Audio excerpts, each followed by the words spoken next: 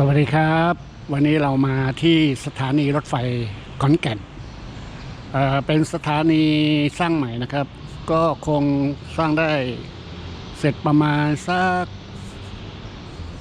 ผมว่ายังไม่น่าจะถึงปีนะถ้าใกล้ๆปีปวดโถงใหญ่ครับใหญ่มากอันนี้ก็บริเวณเนี่ยบุกตั๋วจริงๆแล้วสถานีรถไฟขอนแก่นเนี่ยนะฮะรถไฟไม่ได้อยู่ตรงชานชาลานะเมื่อเราซื้อตั๋วจากตรงนี้นะครับเนี่ยตรงนี้นะครับเรามาบุ๊กตั๋วซื้อตั๋วซื้อเสร็จแล้วเราก็ต้องไปชานชาลาว่ารถเราเนี่ยอยู่ชานชาลาอะไรนะฮะถ้าเป็นชานชาลาเราก็ต้อง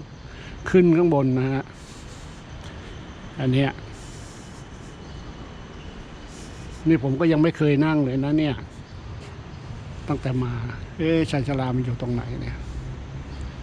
อ๋อชานชาลาอยู่ข้างบนนะฮะอันนี้เป็นอันเก่าสำหรับรถขนถ่ายสินค้าก็ยังอยู่ที่เดิมอันนี้หนองคายอุดรที่จะไปก็ขึ้นนี่แหละครับต้องขึ้นบันไดเลื่อนนะครับกว้างขวางโอดโถง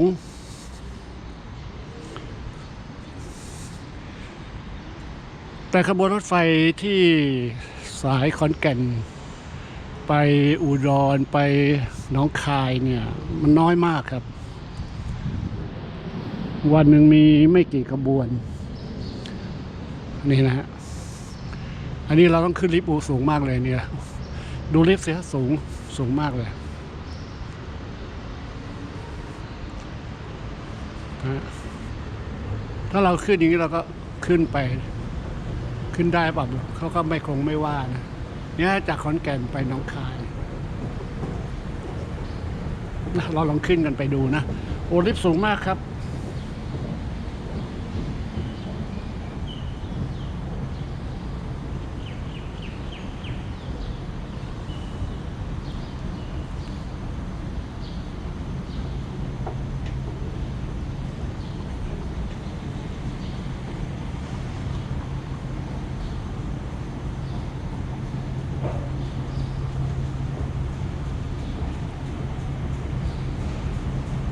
สูงครับสูงโอ้โหลิฟต์สูงมากเลย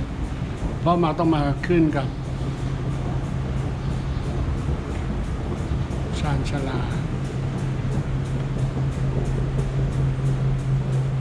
นะอันนี้คือเส้นทางที่จะไปหนองคายนะครับขอนแก่นหนองคายต้องขึ้นคนละฝั่งนะฝั่งนู้นกับฝั่งนี้นะครับอันนี้คือเป็นรถไฟที่เขาทำเป็นรางคู่นะครับเป็นรถไฟชั้นบนแล้วตอนนี้ห้ามลงแล้วเราลงตรงไหนอ่ะเราตั้งได้ตรงนู้นลงได้ป่ะเนี่ย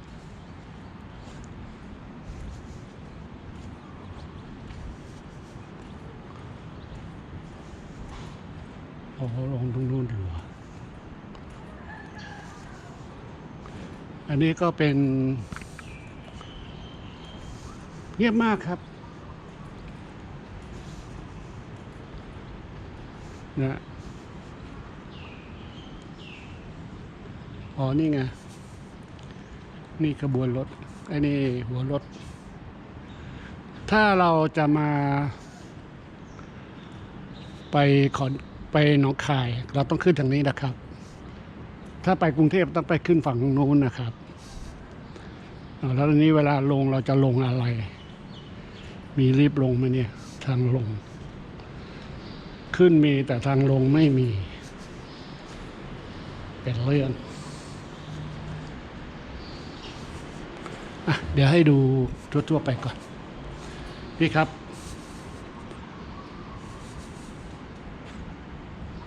สถานี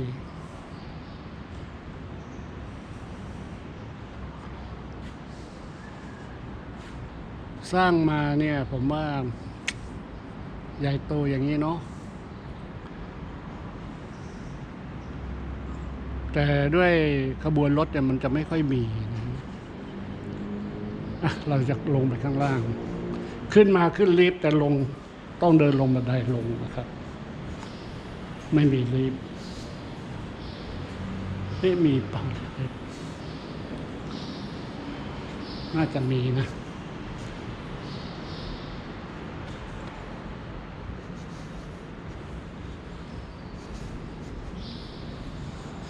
วันนี้เราก็มาสำรวจเส้นทาง ถ้าพี่น้องที่จะต้องการเดินทางมา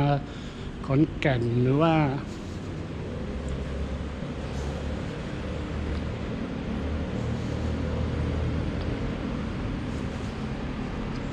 มาหนองคาย เดี๋ยวนี้เป็นสถานีใหม่แล้ว คนน้อยมากครับ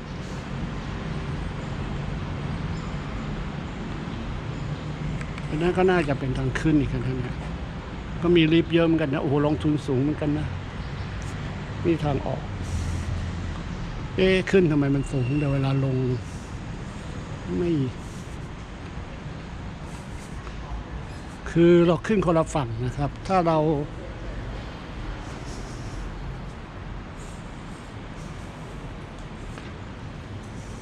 เดินทางมาเนี่ยบริเวณบุ๊กตั๋ว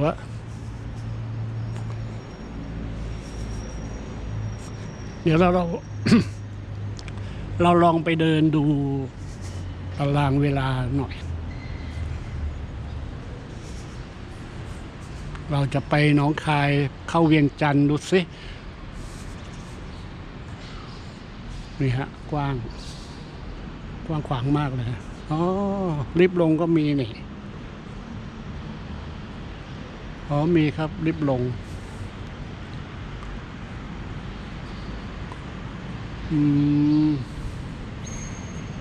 อันนั้นคือลิฟต์ลง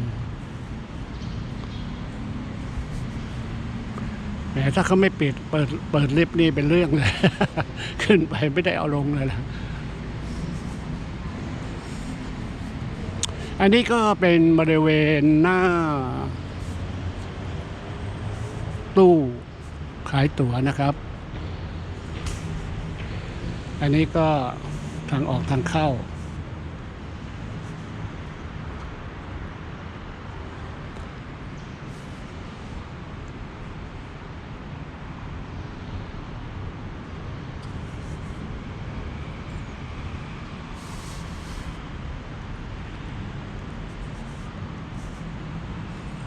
สร้างใหญ่น่าจะเป็นสถานีแรกนะฮะที่เป็นสถานีรถไฟที่สร้างเสร็จรุ่นใหม่กว้างมากใหญ่ขอนแก่น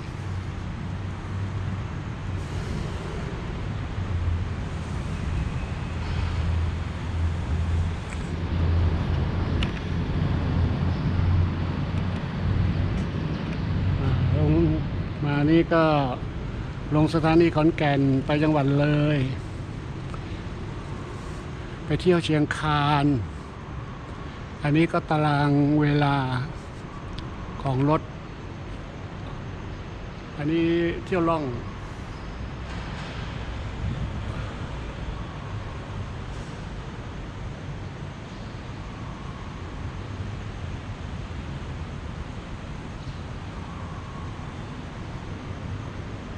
อุดรนครราชสีมา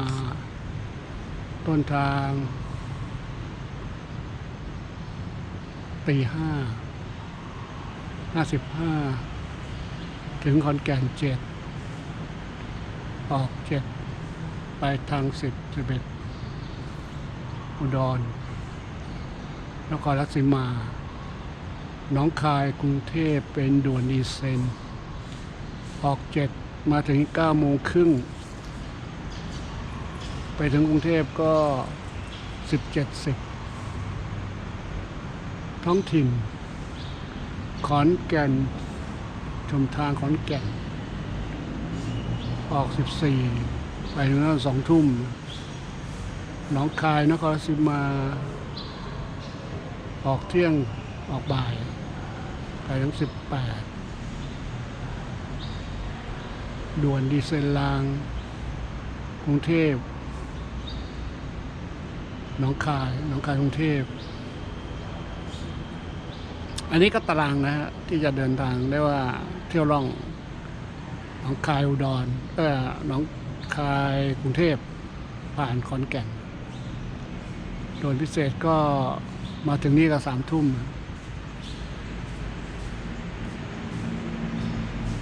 นี่ฮะตารางมีอยู่แค่นี้เองรถไม่เยอะอันนี้ก็เป็นตู้การจองอันนี้รถก็มารถขาขึ้นนะขบวนขาขึ้น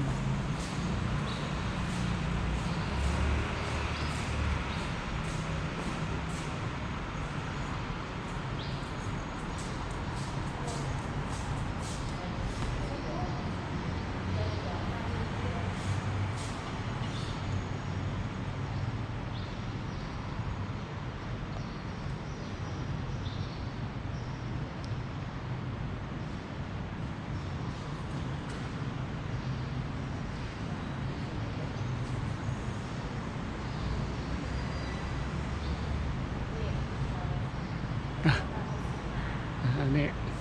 คนที่จะไปรอซื้อตั๋วกันนะครับนี่ครับ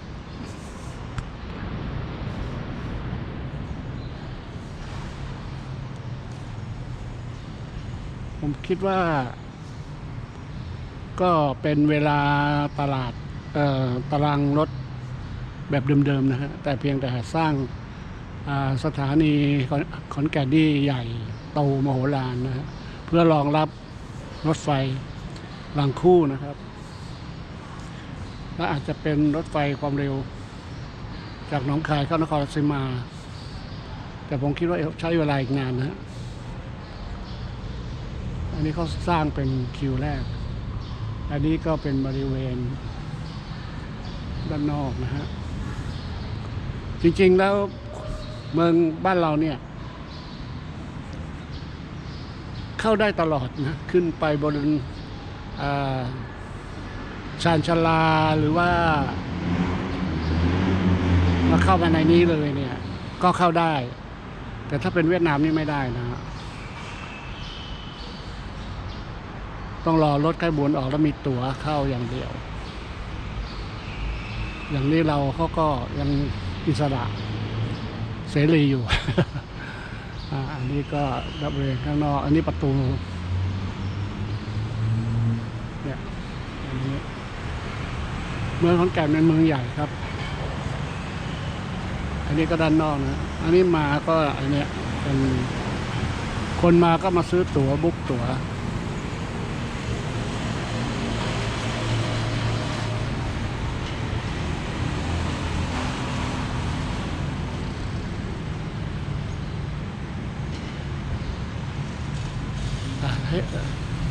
ให้เพื่อนๆดูนะว่า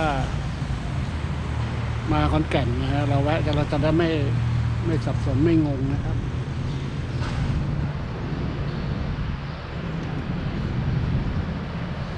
อันนี้ก็เป็นบริเวณเมือง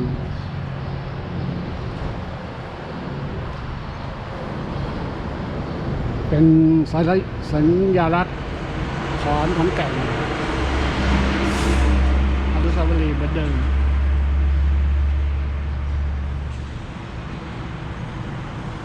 นะฮะก็มีคนขึ้นมาจองตั๋วที่จะไปมีขบวนที่จะมานี่คือแก่นคอยขอนแก่น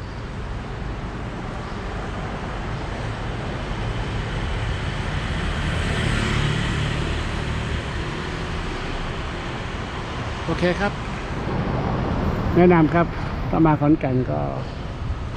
นั่งรถไฟมาก็สะดวกดีขอบคุณครับที่ติดตาม